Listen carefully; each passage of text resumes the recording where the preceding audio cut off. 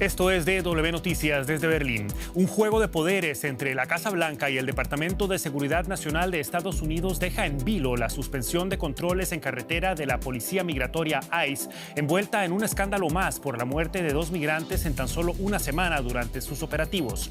La medida, que buscaba evitar más incidentes, fue rechazada por el presidente Donald Trump. Familiares de las víctimas y detractores de ICE exigen justicia y el fin de su financiamiento. Estos son nuestros titulares. Con pancartas de Fuera ICE, la ciudad de Biddeford, en el estado de Maine, es el principal escenario de protestas contra las autoridades migratorias y la administración Trump. Los dirigentes de ICE se mostraron sorprendidos por el llamado del presidente a que sigan las detenciones de vehículos para controles migratorios. Tendremos información desde Washington. Además, una visita oficial a Ucrania en momentos cruciales para la defensa de Europa. La presidenta de la Comisión Europea, Ursula von der Leyen, firma en Kiev un acuerdo de cooperación de producción de drones, aprovechando la experiencia ucraniana. Preguntamos por los objetivos del acuerdo. Y el canciller federal de Alemania, Friedrich Merz, se sienta a hablar con la prensa antes del receso de verano del Parlamento. En su comparecencia, Merz defendió su administración del indiscutible auge de la ultraderecha en todo el país. Tendremos detalles con nuestra analista política en Berlín.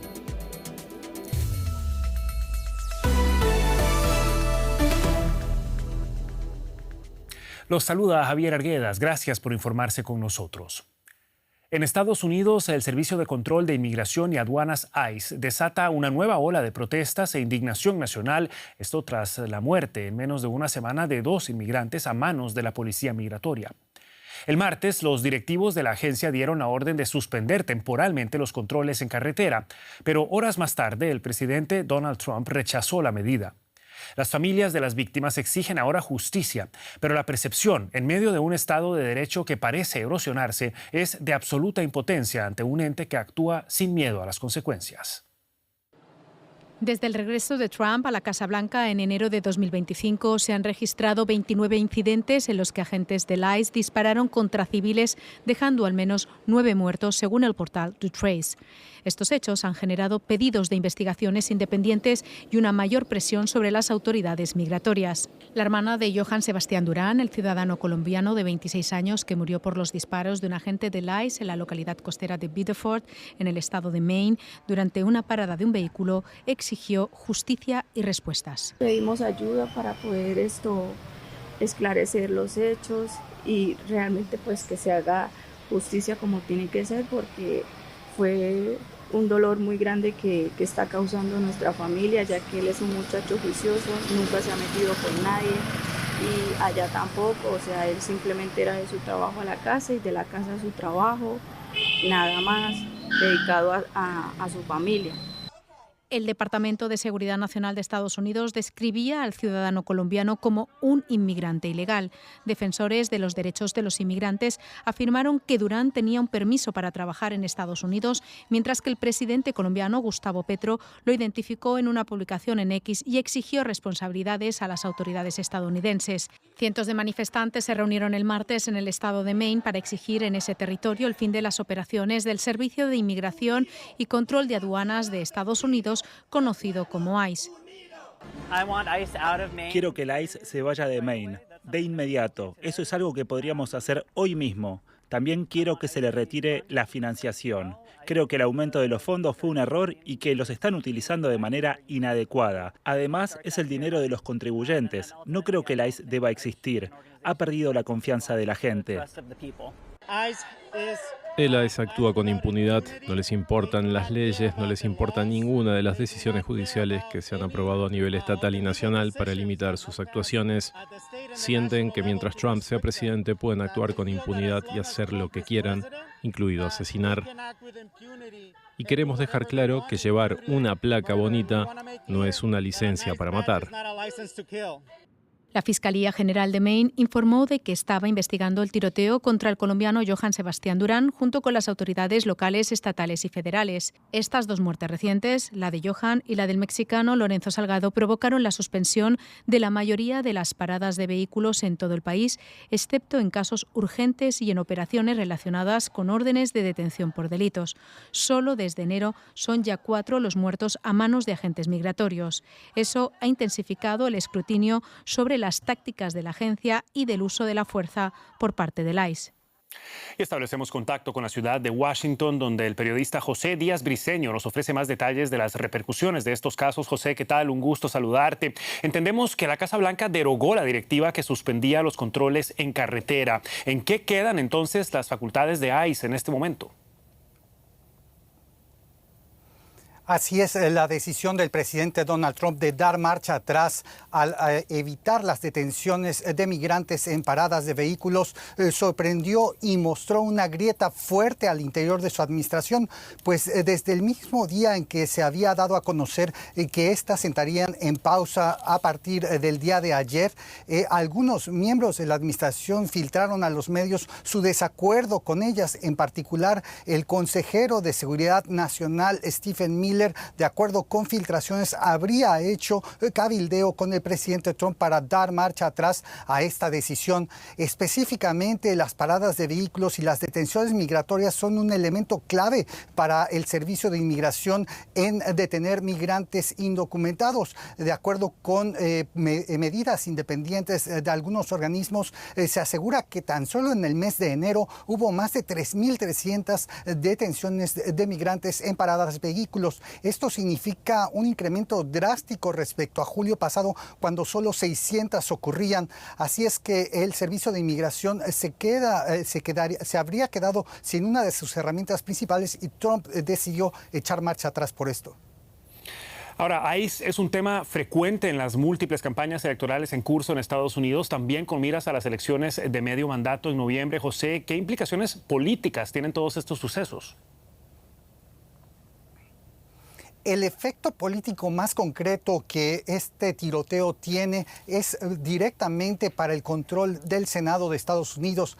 Esto porque justamente en el estado de Maine hay una de las peleas por el control del Senado más férreas que se definirá en noviembre. La senadora republicana Susan Collins, una moderada que lidera el comité de gastos de la Cámara Alta aquí en Washington, está siendo cuestionada duramente por votantes en ese estado, pues aseguran que no ha vigilado lo suficiente el desempeño del Departamento de Seguridad Interna y específicamente del Servicio de Inmigración y Control Migratorio. Así es que en una contienda donde básicamente la reelección de Susan Collins está en peligro, dado que está sumamente cerrada las encuestas, el evento de Biddeford pues la coloca contra las cuerdas. Veremos si esto se mantiene y hay que decir, los demócratas necesitan 4 escaños para hacerse del control del Senado en noviembre.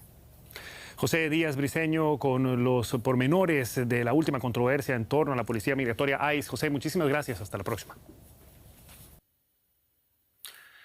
Y fijamos, como no, la mirada en Medio Oriente. El ejército de Estados Unidos anunció hace algunas horas que lanzó una nueva oleada de ataques contra objetivos militares en Irán para reducir la capacidad de Teherán de amenazar el estrecho de Hormuz, ruta clave por la que pasa cerca del 25% del comercio marítimo mundial de petróleo. Anteriormente, este mismo miércoles, el Comando Central estadounidense había lanzado un primer ataque que duró cerca de 90 minutos. Las fuerzas estadounidenses utilizaron municiones de precisión contra defensas costeras, depósitos y plataformas de lanzamiento de misiles de crucero en el islote de Tub Mayor, ubicado en el Golfo Pérsico. Y lo adelantábamos ya en nuestros titulares. La presidenta de la Comisión Europea, Ursula von der Leyen, anunció este miércoles un acuerdo para producir drones en colaboración con Ucrania. Von der Leyen aseguró que la Unión Europea podrá ofrecer ventajas a Ucrania, entre ellas una amplia capacidad industrial y plantas de producción seguras. La líder europea llegó este miércoles a Kiev para la celebración anual del Día del Estado de Ucrania, que conmemoró al lado del presidente Volodymyr Zelensky. Prometió que la Unión Europea seguirá brindando apoyo militar y financiero para que Ucrania pueda defenderse de la invasión que Rusia lanzó hace más de 4 años. El uso innovador de drones por parte de Ucrania ha infligido graves pérdidas a las fuerzas del Kremlin y ha dañado gran parte de la infraestructura petrolera y de gas de Rusia. Y el periodista especializado en Rusia, Ricardo Marquina, se encuentra en Tallinn para darnos más detalles. Ricardo, ¿qué tal? ¿Qué objetivos persigue la Unión Europea con la producción conjunta de drones con Ucrania, más allá de apoyar a Kiev en su defensa de los ataques rusos?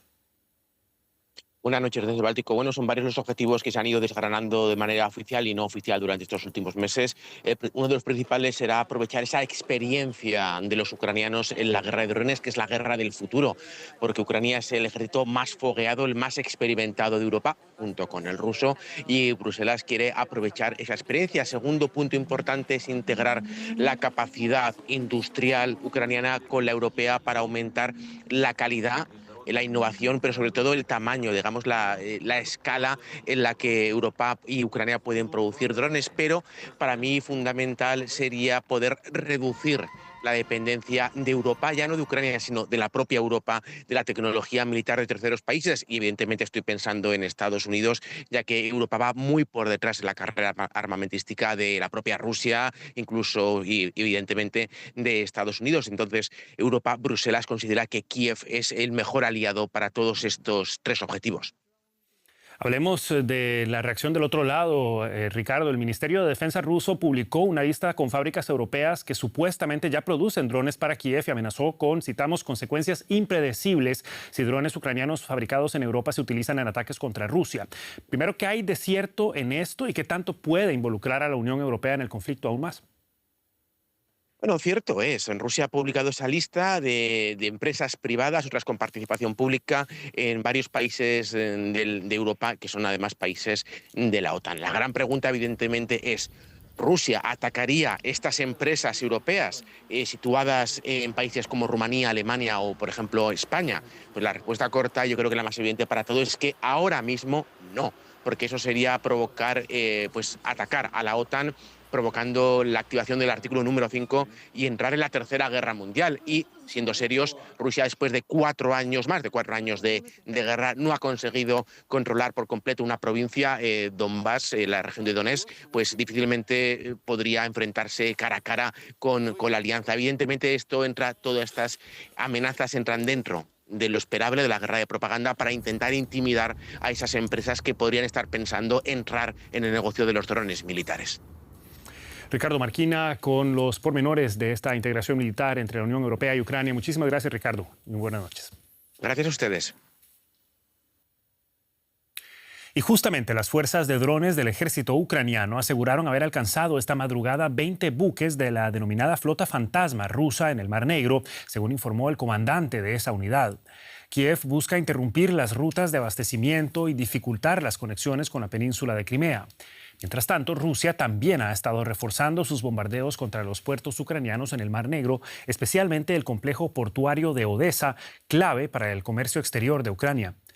Un ataque ruso a un buque mercantil provocó la muerte de 3 personas.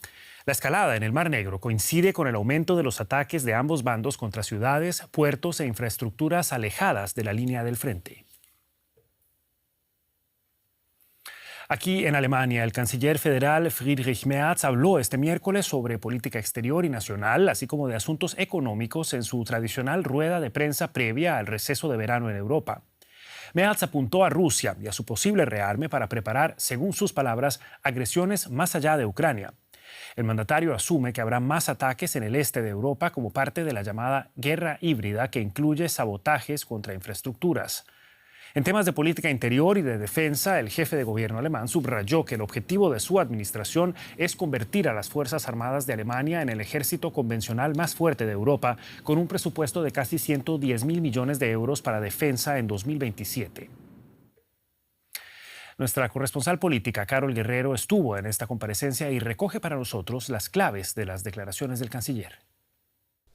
Durante 90 minutos, el canciller alemán Friedrich Merz respondió a todas las preguntas formuladas por los periodistas presentes en la sala.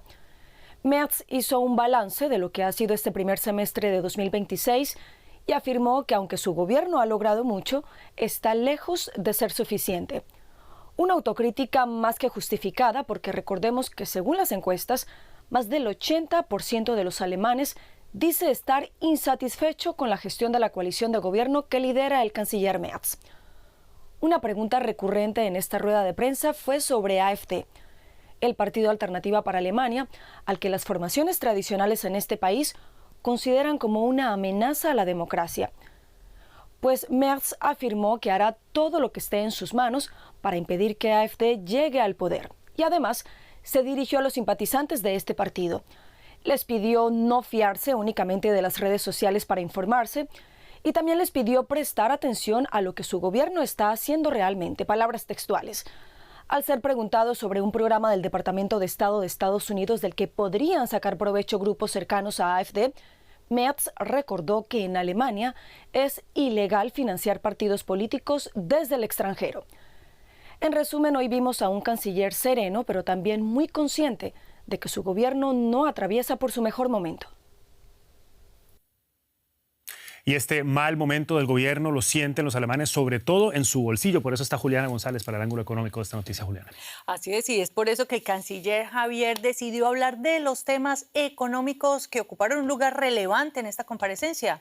Merz trató casi todos los temas que afectan a la economía alemana en este momento, desde los intentos del banco italiano Unicredit por adquirir el banco alemán Commerzbank, líder de las pymes alemanas, un movimiento bastante criticado, hasta la competencia de China. En medio del estancamiento económico, el gobierno alemán ha anunciado estos últimos meses reformas en el sistema de pensión y en el mercado laboral, tratando también de acabar con la burocracia. Algunas de ellas polémicas, como el endurecimiento del sistema de bajas laborales por enfermedad y el recorte de la licencia parental. El canciller ha justificado algunas de estas reformas por el alto nivel de gasto público y para, según sus palabras, salir adelante de lo que ha denominado la crisis estructural de crecimiento por la que atraviesa la economía alemana. Y el canciller también se refirió a la competencia de China. Aseguró que no es aceptable que países competidores de Europa como China usen subvenciones para sus productos y disfruten de las ventajas que ofrece un valor de su moneda infravalorado. Más detalles con nuestro compañero José David Navarro en la Bolsa de Frankfurt, a quien saludo con mucho gusto. José, el canciller alemán critica a China, pero no se opone a que las automotrices chinas se queden con las fábricas automovilísticas alemanas, aquellas que tienen problemas, eso sí, pero con condiciones. ¿Qué más detalles nos puedes contar? Hola Juliana, ¿qué tal?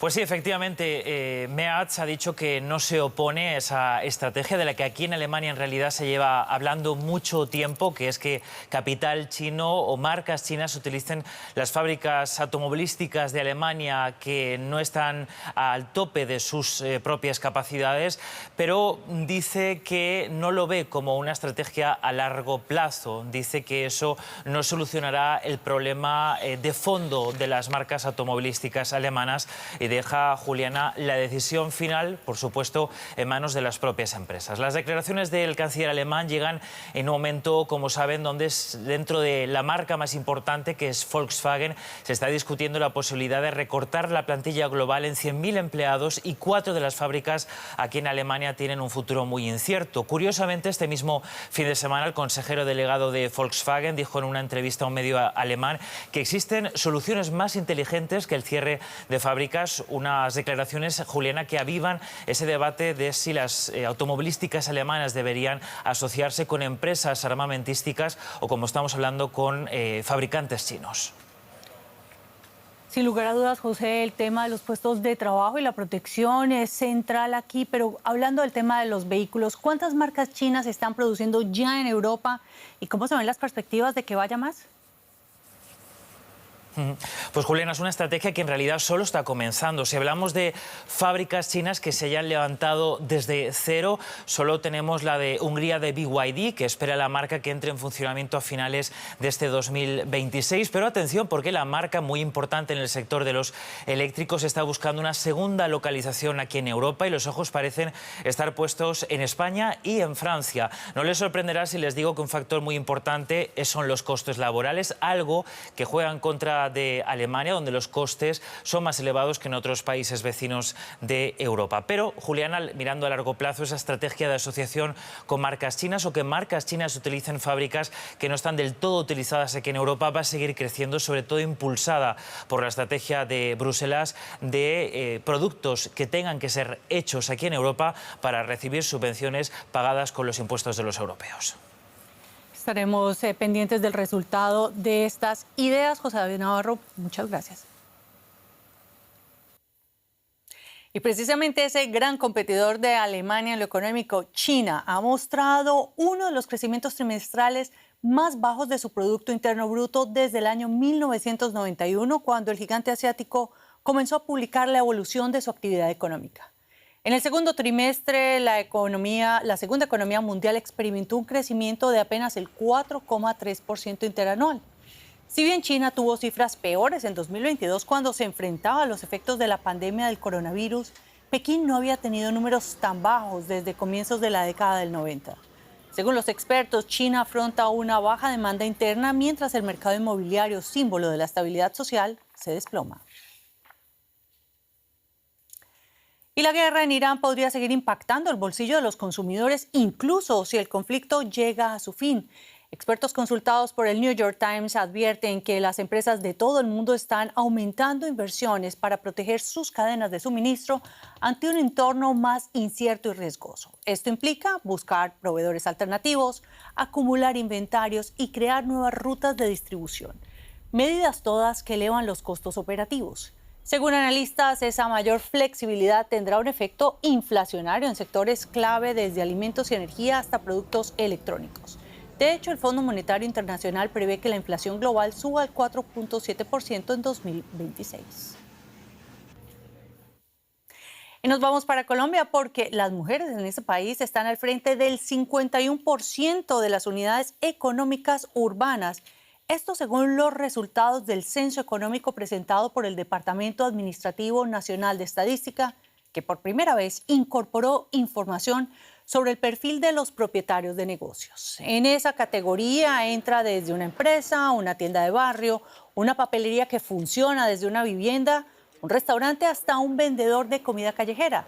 El trabajo identificó más de 2 millones de estas unidades económicas urbanas. Para la entidad se trató de la radiografía más completa de la economía urbana colombiana en las últimas décadas. El censo también mostró los retos que persisten en materia de formalización, pues solo el 49,2% de las unidades económicas cuenta con registro único tributario. Dejamos aquí los destacados económicos, pero nos quedamos en la región, nos vamos a Venezuela, Javier. Efectivamente, Juliana, y es que hay mucho movimiento de cara a lo que será esta negociación entre el oficialismo y la oposición. La líder opositora venezolana, María Corina Machado, aseguró este miércoles que tiene planes de regresar ahora a Venezuela y pidió apoyo europeo para una reconstrucción económica, institucional y democrática de su país. Este martes, el chavismo y antiguos diputados opositores acordaron formar una mesa de diálogo a partir del 1 de agosto. El país intenta recuperarse de los 2 terremotos del pasado 24 de junio que dejaron más de 4.800 muertos y cerca de 18.000 personas sin hogar. En La Guaira, cientos de damnificados hacen fila para recibir alimentos, agua y artículos de higiene.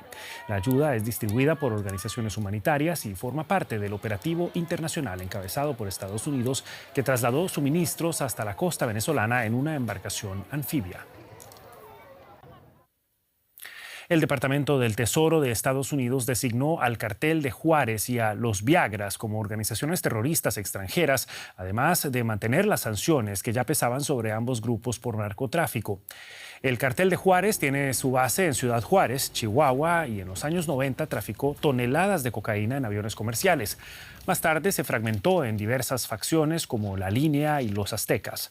Por su parte, los Viagras tienen su base en Michoacán. Son conocidos por sus extorsiones a productores agrícolas y ganaderos. Hasta el momento, el gobierno del presidente estadounidense Donald Trump había designado a 6 carteles mexicanos como organizaciones terroristas extranjeras. En Perú, Keiko Fujimori recibió este miércoles las credenciales de presidenta electa de Perú para el periodo 2026-2031 en una ceremonia presidida por el Jurado Nacional de Elecciones en Lima. Fujimori declaró sentirse orgullosa de ser la primera mujer elegida por el voto popular y agradeció a sus simpatizantes porque, citamos, nunca se rindieron. Acompañada por sus vicepresidentes Luis Galarreta y Miguel Torres, la líder del partido derechista Fuerza Popular afirmó que su mayor esfuerzo será generar confianza para trabajar por un Perú unido. La investidura tendrá lugar el próximo 28 de julio, Día Nacional de Perú. Y en una votación histórica, Francia aprobó definitivamente la ley que legaliza la eutanasia y el suicidio asistido. La Asamblea Nacional dio este miércoles el visto bueno definitivo a la ley sobre el derecho a la ayuda a morir, que incluye la regulación de la eutanasia y el suicidio asistido para pacientes con enfermedades irreversibles graves y con grandes niveles de sufrimiento. El plan fue presentado por el presidente francés Emmanuel Macron hace más de 3 años. Aunque la votación está siendo presentada como una aprobación definitiva, la ley aún podría ser bloqueada por el Consejo Constitucional francés. Morir por deseo propio, algo que está prohibido en la mayoría de países europeos. Pero tras años de debate, Francia está a punto de convertirse en uno de los pocos estados de la Unión Europea donde ciertos pacientes terminales tendrán derecho a la eutanasia y al suicidio asistido. Quienes se oponen a la medida advierten de que este cambio podría poner presión sobre gente vulnerable, mientras que los partidarios argumentan que amplía la libertad personal. La ley se centra principalmente en el suicidio asistido, en el que los pacientes se administran ellos mismos la sustancia letal. Los médicos solo pueden intervenir si el paciente es físicamente incapaz de hacerlo. El acceso sería muy restringido. Los solicitantes deben ser adultos con residencia legal en Francia, tener diagnosticada una enfermedad grave e incurable en estado avanzado o terminal y estar experimentando un sufrimiento que no pueda aliviarse o que ellos mismos consideren insoportable. La Asamblea Nacional Francesa aprobó este miércoles la legalización de la muerte asistida. A la espera de lo que dicte el Consejo Constitucional, la ley podría marcar uno de los cambios más significativos en la legislación sobre la eutanasia en el país. Bueno, y antes de irnos, y aunque dudamos que no se hayan enterado, por si acaso, ya conocemos los 2 equipos que disputarán la final del Campeonato Mundial de Fútbol en el New York, New Jersey Stadium el próximo domingo. La actual campeona de Europa, España, se enfrentará a Argentina, que intentará revalidar el título mundialista logrado hace 4 años en Qatar. La albiceleste consiguió imponerse a Inglaterra en la segunda semifinal del torneo tras darle la vuelta a un marcador adverso de 1 gol en contra para terminar ganando por 2-1 con goles de Enzo Fernández y de Lautaro Martínez, ambos asistidos por Lionel Messi. Inglaterra se enfrentará el sábado a Francia por el partido por el 3er puesto.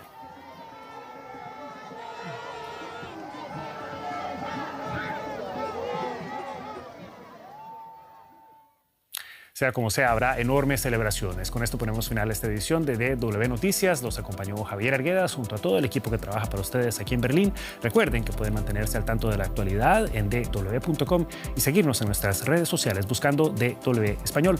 Que la pasen bien.